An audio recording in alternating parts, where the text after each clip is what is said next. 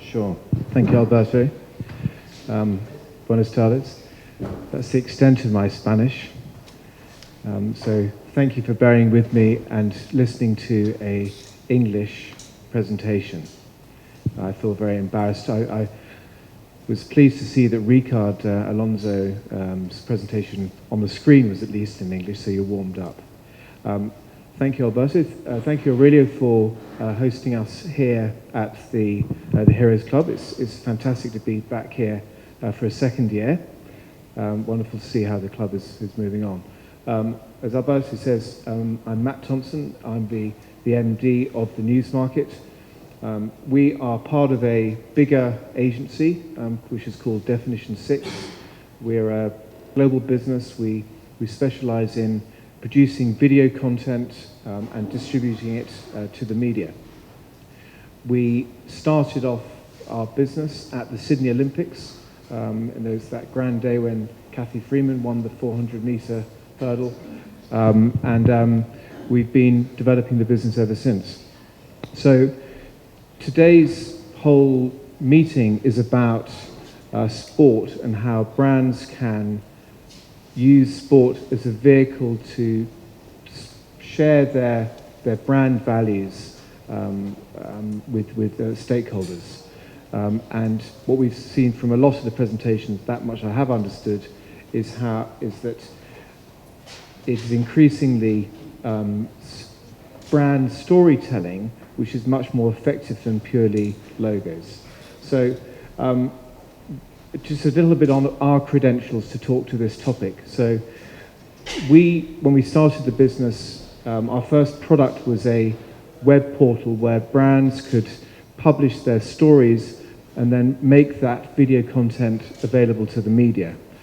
Since we launched, we've had 1.3 million items of multimedia. This is high-resolution video content, which has been accessed by media professionals and has helped the brands that we've been working with tell their stories. As well as the Sydney Olympics, we've been at every Olympics since, and we've additionally been at major football events, and we support the Volvo Ocean Race, we supported EuroLeague, we had a great year working with the BBVA and La Liga, and today we're really proud of our client list of brands which are really leaders in brand storytelling, in content marketing. But that's enough about me, that's enough about, I just wanted to give you the credentials for our business. So the sports industry is really, really big. $150 billion is the sports business is valued at, and it's growing considerably. But sponsorship is a really significant part of the sports business. You know, in the newspaper this week, we learnt that, I suppose none of you are Barcelona fans here, but we learnt that Nike is committed $1 billion to Barcelona over the next 10 years. It's really, sports sponsorship is massive, and the sports sponsors, the savvy, the smart sports sponsors have recognized and are seeing how the media and consumers are adapting to the way that they are consuming content. And we're seeing three big trends. So first of all, video. Video is the biggest trend.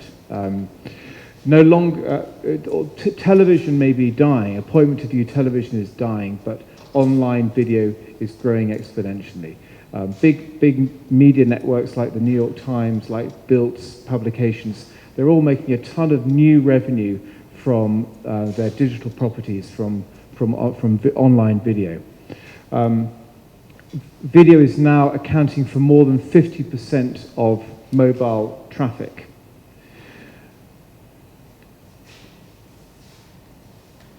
The mobile device is gone. We all know how we use our own mobile devices, but just on the topic of news, under 35-year-olds say that their mobile device, 41% of them say their mobile device is the most important device that they use for when they're consuming news. And social. There's a really amazing statistics that we got from the UK media that more than 50% of UK journalists say that they couldn't do their job without social media. So they're using social media as a news gathering tool. I think this quote really sums up the importance of video quite nicely. Jay is a respected marketing consultant in the States. He advises Nike, amongst other brands, and Sony. And what he's saying here is he believes that in this year, every major company, including B2B brands, will be thinking of video as a major consideration for their marketing efforts. Now, my presentation is supposed to be about the Olympics, so just to return to Olympics, I'm going to share a story about Procter & Gamble. You probably all know Procter & Gamble's... sorry, Alberto, it works in the presentation. Yeah. So Procter & Gamble, you all know, for their various brands, they make nappies, they make soaps and all that sort of stuff. Now, Procter & Gamble is a worldwide partner of the Olympic Games. So their challenge as a brand is how do they promote themselves? How do they promote themselves relevantly for their Olympic sponsorship? So what they realized, a smart person at P&G worked out that what they do is they support mothers. And so their campaign for the London Games was thank you mums. Thank you mums for all of those trips to the gym, trips to the athletics track that you've taken little Johnny on, so little Johnny can become the athlete that he is today. In London, they created what was called the Procter & Gamble Family Home, which was a 50,000 square foot venue where athletes and their family members could come when they weren't competing, and they could mingle with athletes from other families and other teams. And it was a fantastic experience for them. Now they wanted to make the most of this from a marketing point of view, so they had cameras in there, and they produced about 450 hours of TV, very discreetly, not so that it was upsetting the athletes. And I'll give you a snapshot at some of the content that was produced.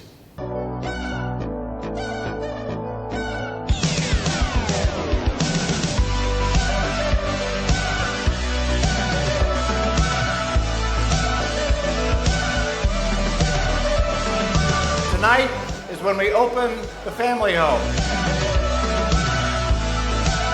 When I see my daughter performs, for me, she's gonna still be my baby. I've made some amazing connections already, and I know they will be lifelong.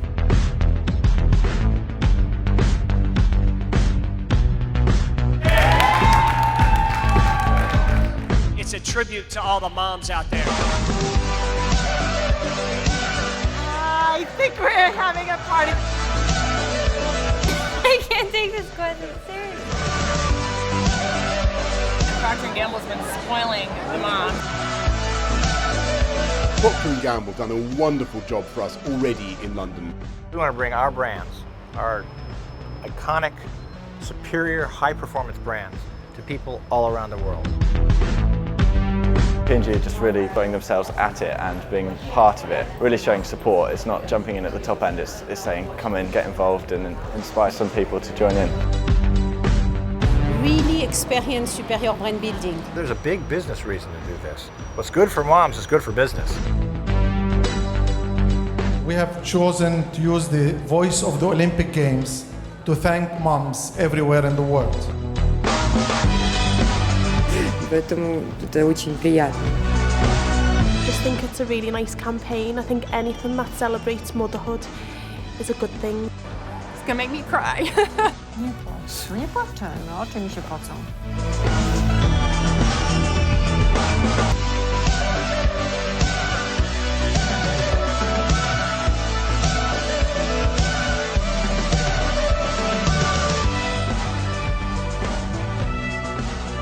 P&G, proud sponsor of moms. So P&G put the value of their investment there. It's 76 billion impressions. It's fine having great video, but unless people see it, what's the point? So the Intel's head of content puts it nicely that you need to have a good content strategy to go alongside your content production.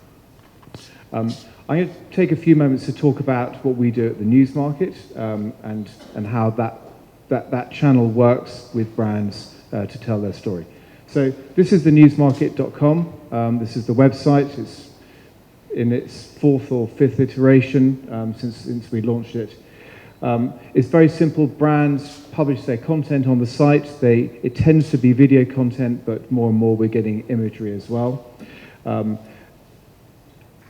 Journalists tell us how they want to be alerted to the new content. So typically, most journalists are still actually using email, although we do get a lot of RSS sign-ups, and increasingly our Twitter channels we're seeing a lot more clicks from Twitter through to the newsmarket.com. If a journalist finds something they like, they click on the link, they go to the website where they can preview the content, and then they can download it in whatever format that they need. Now, interestingly, even with sports news, what we find is that sports broadcasts are still done in standard definition. They're not necessarily in high definition, so we make sure that there's different variations of the video that journalists can get hold of. And then they can use it in a news report. And so this is an example of how the Mail, which is a UK publication that's got quite a big interest, they use a video from FIFA. Avoid body contact. Ronaldo, Neymar, Lahm, Bale and Drogba. Some of the biggest stars in world football have come together to help with a campaign to educate people on how to stop the spread of the deadly Ebola virus. The footballers, the language of football, the universal language of football should speak through the big stars like Neymar, like Cristiano Ronaldo, Didier Drogba and others. 11 players, 11 messages, 11 against Ebola. That is the name of this campaign, made as the number of deaths during this outbreak passes 5,000. The worst affected area is West Africa. Soccer is without doubt the biggest sport on this continent, and so organisers hope this message will get through. Know the symptoms. The virus has had a huge impact on African football. Fears of infection led to Morocco refusing to host January's African Cup of Nations, which will now take place in Equatorial Guinea. It is hoped these short, simple messages will have an impact on this complex and at times dire situation.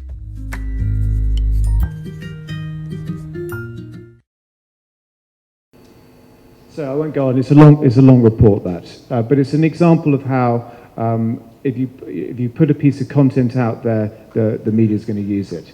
Now, it's not just the big names like P&G and so on that can benefit from distributing content.